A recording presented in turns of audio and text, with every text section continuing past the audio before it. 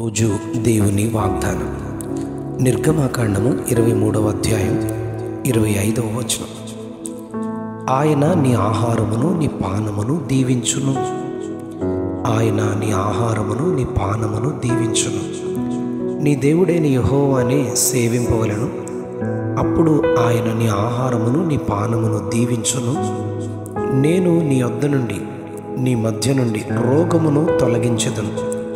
సుమారుగా 450 సంవత్సరాల ఐగుప్తులో బహు భయంకరమైన చెరలో బానిసలుగా ఉన్న ఇశ్రాయేలు ప్రజలను మోషే యొక్క నాయకత్వంలో దేవుడు వారిని విడిపించి వాగ్దానం చేయబడిన కనానులోనికి వారిని అనగా 6 లక్షల మంది కాల్బలాన్ని విస్తరించిన దేవుని ప్రజలను ఎర్ర సముద్ర మార్గము నుండి నడిపిస్తూ ఉండగా వారిని కొన్ని అనుభవాలు గుండా దేవుడు నడిపిస్తారు.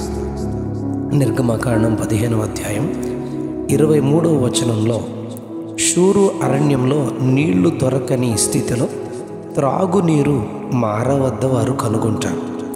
త్రాగుదుమని సంతోషంతో వెళ్ళగానే ఆ నీళ్లు కడు చేదుగా ఉన్నట్లుగా వారు గమనిస్తారు. మోషేతో ఆ స్థితిని చెప్పి సణుగుతూ ఉండగా యెహోవా మోషేకు ఒక చెట్టును చూపించి దానిని నీళ్లలో వేయమంటారు. నీళ్లు మధురంగా చేయబడతాయి. వారు త్రాగి తృప్తి చెందినట్లు మనం అక్కడ గమనిస్తాం. ఇక్కడే ఆయన వారితో నా వాక్కుని విని నా దృష్టికి న్యాయమైనది చేసి నా ఆజ్ఞలకు విధేయులై నా కట్టడలన్నిటినీ అనుసరించి నడిచిన యెడల ఐగుప్తీయులకు కలుగు చేసిన రోగములలో ఏదియో మీకు రానియనని నిన్ను స్వస్థపరచు యెహోవాను నేనే అని మాట ఇచ్చి ఏలీము దగ్గర 70 ఈత చెట్ల ఫలాలని 12 నీటి బుగ్గల నీళ్లను సమృద్ధిగా త్రాగిస్తారు. దేవుడు ఐగుప్తు నుండి బయలుదేరిన 75వ రోజున దేవుడు వారికి ఆహారం కొరకై ఉదయమున మన్నాను ఆకాశము నుండి కురిపించి వారిని పోషిస్తూ సాయంకాలమున పూరేడులు వచ్చి వారి పాళెమును చేరుతూ ఉండగా వాటి మాంసమును వారు భుజించారు అని నిర్గమకాండం 16వ అధ్యాయం 12 నుంచి 15 వచనాల్లో మనం చదువుతాం. ఈ రీతిగా వారు 40 సంవత్సరాలు దేవుడు వారిని పోషించినట్లుగా నిర్గమకాండం 16వ అధ్యాయం 35-36 వచనాల్లో మనం గమనిస్తాం. నిర్గమకాండం 20వ అధ్యాయంలో ధర్మశాస్త్రాన్ని మోషే ద్వారా ఇచ్చి మీరు దీనిని నెరవేర్చిన యెడల మిమ్మును పోషించు మీ ఆహారము కొరకై వర్షమును దాని కాలములో తొలకరి వానను కడవరి వానను కురిపించి ధాన్యమును నీ ద్రాక్షారసమును నీ నూనెను నువ్వు కూర్చుకుంటావు అని దేవుడు దీవిస్తాడు. నిర్గమకాండము 28వ అధ్యాయం మొదటి 14 వచనాల్లో నా ఆజ్ఞలన్నిటినీ అనుసరించి నీవు నడుచుకున్న యెడల నీ గంప పిండి పిసుకు నీ తొట్టి దీవింపబడుతుంది అని దేవుడు వాగ్దానం చేస్తారు. యెషయా గ్రంథం 33వ అధ్యాయం 16 వచనంలో పర్వతాలలోని శిలలు అతనికి కోటగా తప్పక ఆహారము నీళ్లు శాశ్వతంగా దొరుకును అని ఆయన ఆహారాన్ని నీళ్లను పానాన్ని దేవుడు దీవిస్తాడు. 33వ అధ్యాయము యెషయా గ్రంథం 24వ వచనంలో నాకు దేహము బాగోలేదని అందులో నివసించు వారెవరు అనరని జనుల దోషము పరిహరింపబడునని దేవుడు ఇక్కడ వాగ్దానం చేస్తారు. 103వ కీర్తన 3వ వచనంలో నీ సంకటములన్నిటినీ కుదుర్చువాడను అని దేవుడు తెలియజేస్తారు.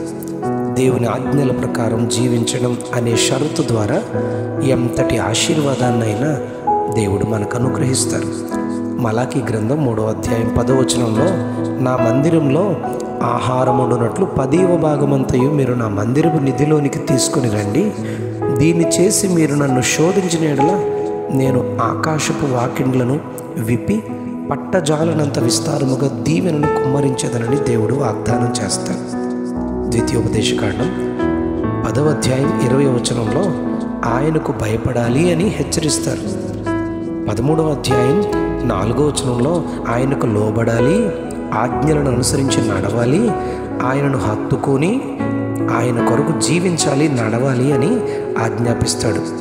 ఇలా మనం జీవించగలిగితే ద్వితీయోపదేశకాండం 7వ అధ్యాయం 13వ వచనంలో ఆయన నిన్ను ప్రేమించి ఆశీర్వదించి అభివృద్ధి చేసి నీకు ప్రమాణం చేసిన దేశంలో నీ గర్భఫలాన్ని, నీ భూఫలాన్ని, నీ సస్యమును, నీ ద్రాక్షారసమును, నేను నీ నూనెను, నీ పశువుల మందలను, నీ గొర్రెల మందలను, మేకల మందలను దీవించుదును అని దేవుడు వాగ్దానం చేస్తారు.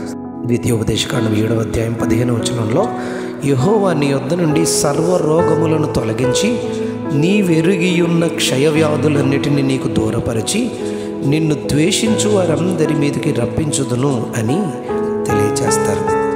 ఆయన దీవెనలన్నిటినీ పొందుకునే ఒకే ఒక మార్గం ఆయన ఆజ్ఞలను అనుసరించి నడుచుకోవడమే. ఒకే ఒక షరతు, ఇది మాత్రమే. ఆయన ఇచ్చిన ఈ షరతును పాటిస్తూ అలాగున జీవిస్తూ ఆయన మన ఆహారమును పానమును దీవించున్నట్లుగా తన ఉన్నత వాగ్దానములను మన జీవితాల్లో నెరవేర్చున్నట్లు ఆయన కృపను మన మీద సమృద్ధిగా కుమ్మరించునుగాక. Amen, amen, amen.